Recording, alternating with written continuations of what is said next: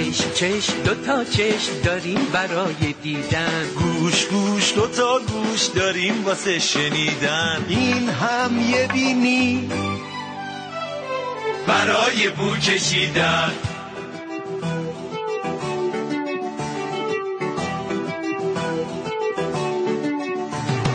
کار زبون مزه ها رو چشیدن، پوست بدن هم واسه آسیب ندیدن. بچه یه باهوش نکن اینو فراموش. حواس پنجگانه بینایی شنوایی، بینی میشه بویایی، زبون میشه چشایی، لامسه که دوستته محافظ پوستته. این 5 تا حس برامون فایده داره برامون، فایده داره برامون. گردش در باغ هستش. با هم کتاب علوم رو ببینیم. گل پسرای خوبم، این دانش آموزا امروز گردش علمی دارن. با معلمشون رفتن بیرون تو طبیعت. شما در عکس چه چیزایی میبینید؟ آفرین. دانش آموزا چند نفرشون دفترچه یادداشت دستشون هست.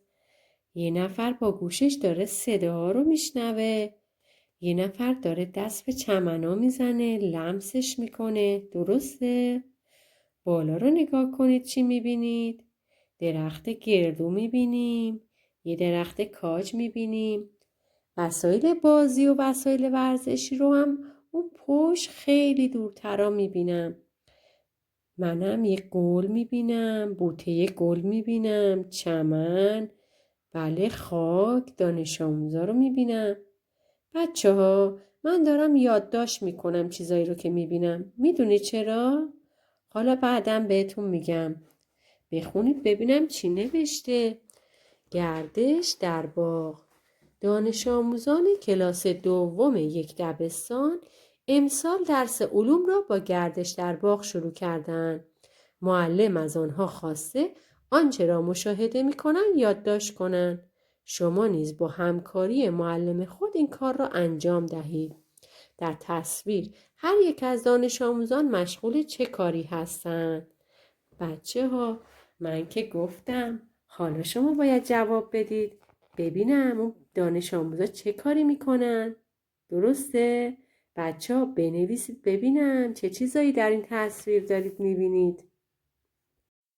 شما میدونید بچه ها تو طبیعت که برید میدونید که هر چیزی رو که دیدید نچشیم یا اینکه نباید بخوریمش و یا اینکه بو کنیم و یا حتی بهش دست بزنیم. میدونم بچه ها همه شما میدونید که وقتی به پارک میرید هر چیزی رو نمیچشید و همه چیز رو بو نمی کنید. شاید هم هر چیزی برای سلامتی ما ضرر داشته باشه. حتما باید در این مورد از بزرگترها کمک بگیریم و قبل از اینکه کاری انجام بدیم حتما ازشون اجازه بگیریم و به هر چیزی دست نزنیم یا اینکه اون چیز رو نچشیم و یا اینکه اون رو بو نکنیم. پس از گردش در بوستان دانش آموزان درباره آنچه مشاهده کردند با یکدیگر گفتگو می‌کنند. وقتی رفتیم گردش مثل این دانش آموزا که به گردش رفتن درباره چیزایی که دیدن یا عکسش رو تو دفترچه یادداشتشون کشیدن یا اینکه در دفترچه یادداشتشون نوشتن با هم بحث میکنن. بچه ها دانش آموزا بحث و گفتگو میکنن ببینن چه چیزایی دیدند و مشاهده کردن. اونا برای بیان دقیق مشاهدات خودشون از یادداشت‌های خودشون استفاده میکنن. شما همین کار رو انجام بدید. بچه ها ما امروز رفتیم گردش علمی تا وقتی برگردیم خونه یا برگردیم مدرسه همه چیز رو یادمون میمونه؟ یادمون میمونه که چه چیزایی اونجا دیدیم؟ یا چه صداهایی شنیدیم؟ یا حتی چه درختهایی دیدیم؟ بچه ها بعضی از درختها برگای پهنی داشتن. بعضی درختها برگاشون سوزنی بود. بعضی از درختها میوه داشتن. بعضیاشون میوه نداشتن. اونجا گل دیدیم. صداهای پرنده ها رو شنیدیم. پس همه اینا رو یادمون نمیمونه که چیکار باید بکنیم؟ پس بهتره برای اینکه بتونیم دقیق تر بگیم که چه چیزایی رو اونجا مشاهده کردیم، از دفترچه یادداشت استفاده کنیم تا وقتی برگردیم خونه یا کلاس بتونیم به بقیه دوستامونم توضیح بدیم. وای بچه ها، ای وای، یکی از دانش آموزا وقتی رفته گردش علمی توی برگه مشاهداتش رو یادداشت کرده، اما انگار گمش کرده. بچه ها حالا بخونید ببینیم ایستگاه فکر رو.